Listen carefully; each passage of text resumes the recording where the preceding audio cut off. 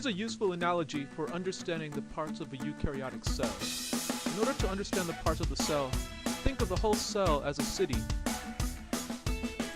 In this video, we're going to look at the parts of the eukaryotic cell.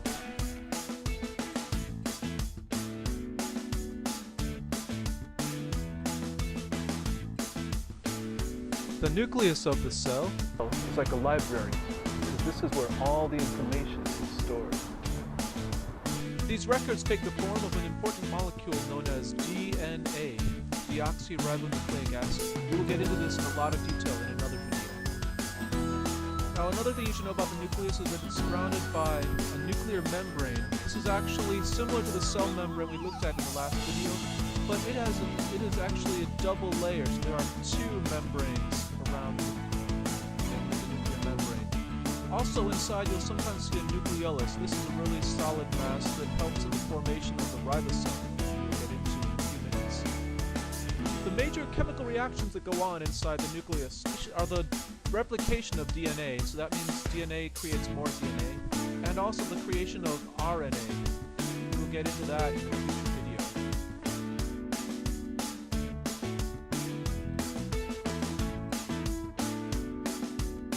The ribosomes will be on every construction site in a new cell. They are machines that read the information sent by the nucleus to build new proteins. Ribosomes are usually drawn as just tiny dots because they're so much smaller than the other organelles in the cell. Ribosomes can be floating freely in the cytoplasm, or they can be attached to the endoplasmic reticulum. When they're attached, this endoplasmic reticulum is known as the rough endoplasmic reticulum. The main chemical reaction carried out by ribosomes is the creation of long chains of amino acids. These are called polymers, and they're the precursor to protein. So the main function of the ribosomes is to translate the information that's on the RNA and use it to create long chains of amino acids, or proteins.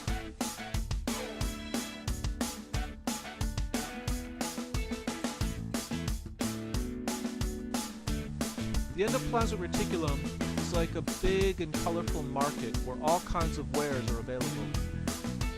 The endoplasmic reticulum is a complex labyrinth of folds, tunnels, and galleries in the membrane, in which many different chemicals are processed and stored. The purpose of the endoplasmic reticulum can vary a lot depending on what kind of cell you're talking about and how it's specialized. But for this video, we'll just talk about what the endoplasmic reticulum does with proteins. The endoplasmic reticulum is this series of tunnels and folds that hang out around the nucleus of the cell. In fact, the ER is an extension of the nuclear membrane that's been folded back on itself, creating this labyrinth of tunnels. Now, when a chain of amino acids from the ribosomes enters the endoplasmic reticulum, it will be folded into a particular shape, and the shape that a protein gets folded in is very important for the function it's going to carry out.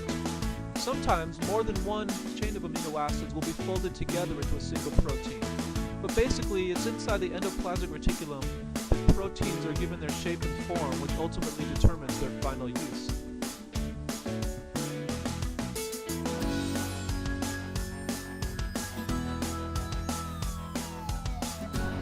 The post office is like the Golgi Apparatus, where proteins are packaged and sent to their final destination.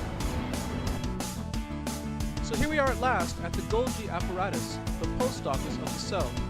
The Golgi Apparatus is made up of many folds and sacs in a membrane, much like the endoplasmic reticulum. Up at the top of the page here, I've drawn a red protein with a blue wall of the Golgi Apparatus. Now this wall starts to form a bulge, and the protein will fit inside the bulge.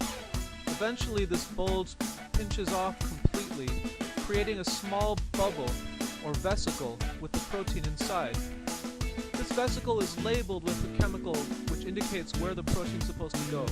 So now, having been formed by the ribosome and refined in the endoplasmic reticulum, our young protein is off to face the world and fulfill its destiny.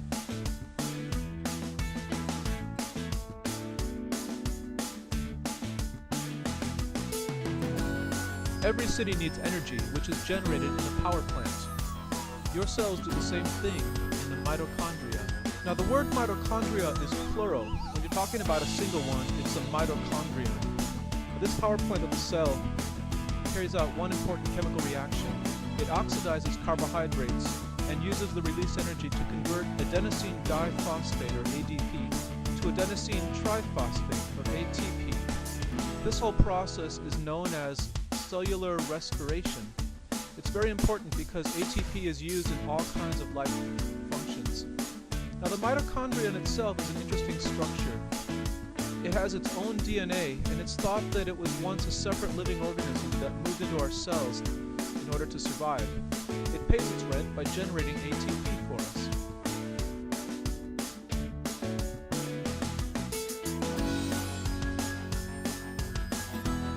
Every city has certain structures that give it its character and shape. Inside of the cell, we have long microtubules made out of protein. These structures guide the path of molecules, and they also give the cell its shape.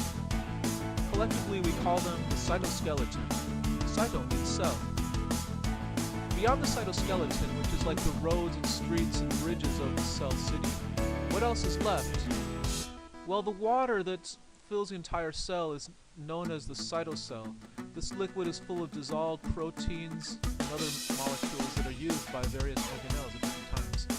Where the cytocell exists outside of the nucleus, it's called cytoplasm.